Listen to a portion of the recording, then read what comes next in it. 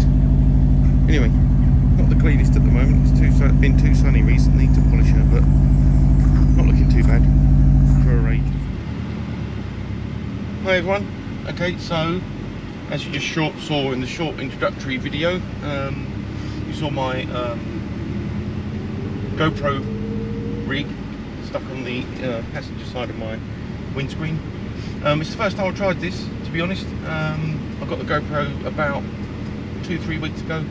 I've heavily invested previously in GoPro mounts and equipment, so this morning I rigged up a quick sticky mount and an extension hole to the sticky mount so that everything is in the car, it's working, it's running. Like I said, I don't know what this footage is going to be like, but we'll do a test. Anyway, as I said in the introduction, I'm going to do a series of videos about my Forester SG9 STI JDM model. You know, when I was looking at buying this car, whilst there's lots of videos about 0 to 60 and blowing flames and popping noises and anti-lag, etc, etc, I didn't really find many conclusive videos about the overall ownership, what it's like to own one, what the car goes like, what it's like to use as a daily driver, etc, etc, etc. So, being fairly new to YouTube and starting to develop my channel, I thought I'd put together a series of reviews about the Subaru Forester. This is a 2007 edition model. I've owned this car for 3.5 years. I can genuinely say, you know, it's the best car I've ever owned, in terms of practicality, fun, smiles per mile, as people say, which in this car is pretty costly, due to petrol costs, rising petrol costs in the UK, and obviously the car's general thirst for Shell V-Power, which it's mapped to. I hope the exhaust isn't too loud. We're not really going particularly fast yet. I have a rigorous warm-up procedure, so the car doesn't get a bootful until it's nice and warm, which we're nearly there. There's a nice little hill on the way out of where I live, so it gives you a nice opportunity to get the car nice and warm. But sadly, in about a mile, there's about 3 miles of 14 limit, so we're not going to get any exciting exhaust noise until we get through the roadworks. Inside, I mean, the car's pretty quiet, I think. When I first got it, it had a Miltech exhaust, but yeah, that was starting to show its age. It had been on the car since it was new, so I went for a full Hayward & Scott system, sport cap, and then straight through 3.5-inch pipe work. I believe, I will put that in the comments if I'm wrong, but I'm pretty sure it's 3.5-inch pipe work, and then 4-inch Hayward & Scott Jap style back box, which is particularly nice. I like it. I mean, I wasn't overly impressed with the fit. The fit could have been better. It's been very, very hard, challenging, neutralised on the you know, the little aperture on the back of the bumper, but you know, it sounds nice. I've put sound deadening in the boot to sort of just firm up the interior noise, so I can equalise, you know, maximise the pleasure of the stereo, etc, etc, and so the droning doesn't drive you mad. But generally, as a daily driver, it's absolutely fine, absolutely brilliant. So, owning it, let's think. I bought it on 76,000 miles. It's now showing 124,000 miles. So, as I said in the start, this has been my daily driver. Really, really enjoyable to own. I guess, except maybe, you know, it gets serviced every 5,000 miles, so the service interval's pretty high for a modern-ish car. But you know, due to the performance of the vehicle, it's 333 brake, I believe it, or 332 brake, I believe it's mapped to. So for a performance motor, you expect to have to be changing the oil as regularly as possible. I mean, my late stepfather was a mechanic, and he always said, you know, if you're going to do the primary care of any car, regular oil and filter changes. So if you're going to throw any money at a car, just keep changing the oil and filter all the time, as regularly as possible. Which has always served me well, really, with all the cars I've owned. So we're just coming up to being through the traffic, so we'll have a little, hopefully, a little blast. You'll get an idea of what the exhaust sounds like. I'll make some more videos of, I'll get the GoPro stuck in on the back, and I'll make some videos to show what the exhaust sounds like, what it's like to sort of, what it's like on idle, what it's like on normal driving, what it's like on the overrun, and what it's like when you put your foot down.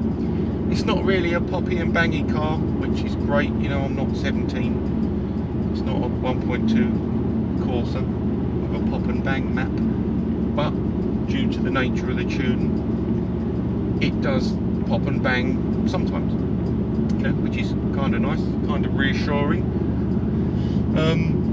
But the bizarre thing is, and I'm sure most of you know why, but you know, when you're in traffic and you're sat at 30, 40 and you're taking it easy, you take your foot off the gas, I think because there's unburnt fuel in the system, you do get a lot more pops and bangs when you're going slow. And obviously when you're going really, really fast, you can't hear it anyway, because all you can hear is the sound of the engine, the exhaust. So is it a fast car? It's the fastest car I've ever owned. I mean, on paper they say they hit 60 in under 5. I've not timed it. It does feel quick. I have a ZE pink box racing clutch. I mean, I'm not in any hurry to fry it.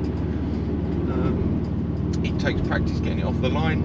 I don't do full bore, you know, dump the clutch at 4,000 and go for it. But what I will say is, on the days when you get it absolutely right and you don't cook the tyres or bog down, it does get a fair move on. So, just about to be able to open it up a little bit. So this is third gear, 3,000 revs, and this is what she sounds like.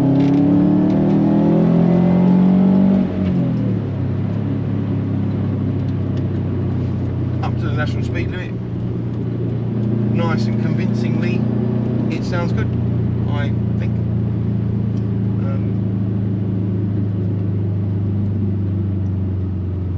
Ideal in this amount of traffic. I have recently fitted the standard STI shocks were starting to get a bit tired, should we say, and I've been hankering after a set of Meister R's for ever since I've owned the car, really. I'd read that they were a good fit for this car. Pretty comfortable for coilovers, and in some respects a tiny bit more compliant than standard, which I tend to agree with. I've got them set sort of about halfway, maybe erring a bit towards soft. They're comfy, the inside doesn't rattle too much, which is nice for a car that's sprung this hard. I believe that's down to the weight of the car, which in my opinion adds to the overall pleasure. You know, it's quiet inside, the cabin isn't all rattly and smashy and horrible. It's quite nice.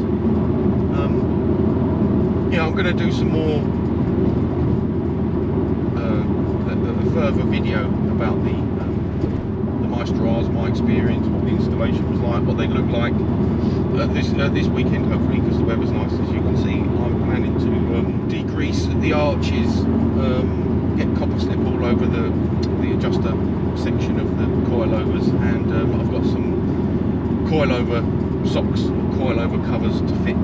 So I'll make a video, hopefully later today or tomorrow, showing what the Meisters look like, excuse me, the process I'm going to go through for degreasing them and applying copper slip and any other protective gubbins that I can find in the garage. Probably a mixture of WD-40 and any silicone spray, that type of thing, maybe a little bit of wax, etc, etc. Then I'll fit the shock covers, just to show what the shock covers fit like. What else is there to say? Like I say, I'll make a video to show what, you know, the exhaust is like, etc, etc.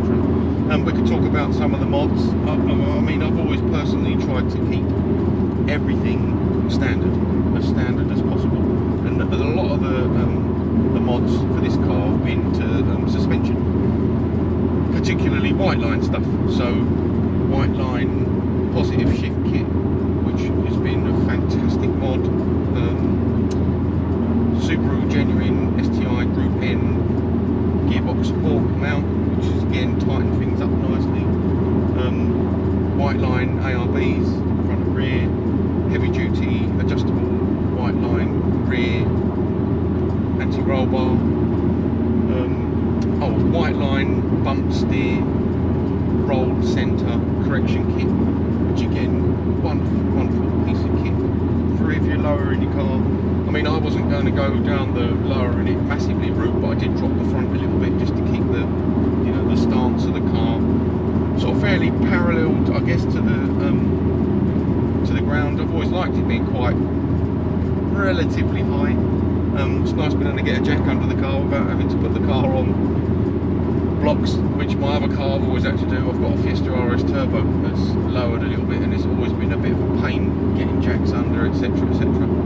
So, you know, this is quite refreshing, sitting a little bit high, I guess. But we live in the country, and you know, there's potholes, Fords, poorly made roads, so it's nice. Never have to worry about bottoming out, ripping my mudguards off, things like that. So what else have I done to the car? Had all the wheels refurbished when I first got it. I like the standard wheels, I like the standard look. Like I say, I've tried to keep it OEM where possible. I've done a bit on the stereo, but again kept it stealth and just upgraded all the standard fit speakers, which is just kind of a quality of life thing, I suppose. On the list is to get Royal steering wheels, to refurb the steering wheel again on handbrake cover and all the gaiters, etc. So I'll get that done in the coming months or years, whatever comes first. You know, next on the list was, I think I've pretty much done everything engine wise that I wanted to do. Service wise, obviously this car's been mothered to the max, and I'm quite obsessive with looking after it, making sure it's performing exactly as it should. Then I've done suspension work, etc, etc. Quite keen on valeting it, always looked after the paint, etc. It gets ceramic and maintenance washes, etc, etc. I'll go through that on another day. Being black can be a bit of a pain, you know, in bright sunshine. Not even worth considering getting your valeting equipment out, because the paintwork will be cooking. If it's 20 degrees and the sun's blazing, the paintwork will be cooking. Unless you've got a pop-up tent or you can find some shade, there's little to no point in valeting it or trying to apply any products to the car. So, you know, I suppose this year maybe, you know, it's just been in for brakes, Brembos, disc pads, handbrake rebuild kit, new backs for the rear discs, because they were, well, they're showing their age now, and they're starting to, they're a bit misshapen and they occasionally catch, which is annoying. So it's always, the one thing I will say that is important actually, parts for this car, sensational. You know, it's not like owning an old Ford. Getting parts for this is easy peasy. Import car parts, Japan car parts. Sometimes, depending on where you source them, sometimes to the UK, you know, there's a bit of a wait, but generally speaking, everything's available. Subaru costs, genuine parts, expensive. I had problems with the driver's side window, the motor, and the switch, so I changed everything. That was a costly experience. I think the control module was about £330, and it took 3 months to come. Remotely upsetting, but obviously well worth it, but yeah, so you know, I've almost, in 3.5 years of ownership and 50,000 miles, I've done, the car's wanted for nothing, and I have spent a small fortune on it, that I am willing to admit, with sort of standard servicing, maintenance, and mods. You know, every time, being a Subaru owner, the catalogue of equipment, mods and stuff for goodies for Subarus is immense. So every time it goes in for a little bit of work or service, you know, there'll be a few more white line goodies squirreled away in the back of the car, and then they get put on while it's in for its service or MOT or little bits of routine maintenance. So the car's mapped to V-Power. It was mapped when it was imported in about 2008, I believe, at Power Station, which is kind of like, let's just say, it's a bit like a standard Litchfield type map. So around 330 brake, and I believe around about the same pound-foot torque. I think I'll find the paperwork. So you know, supporting mods for that is fuel pump, Cosworth panel filter, and full stainless exhaust, and then it's mapped for 99 RON V-Power, which is one of the better high RON rating fuels that you get in the UK. Obviously you pay the price, and you continue to pay the price, and I always joke, you know, you spend a lot of money on V-Power and you join the Shell rewards program, and you get £3 off for every 300 litres you buy or something, which is at today's rate not even 2 litres, I suppose. Yeah, it's pretty horrific, given that the petrol's recently hit for V-Power almost £2 a gallon, I believe, in the UK at the time of recording this. Where are we? What's the date? We're looking at 11th of June 2022. But yeah, overall it has been a wonderful car to own and drive. Just to update that video earlier,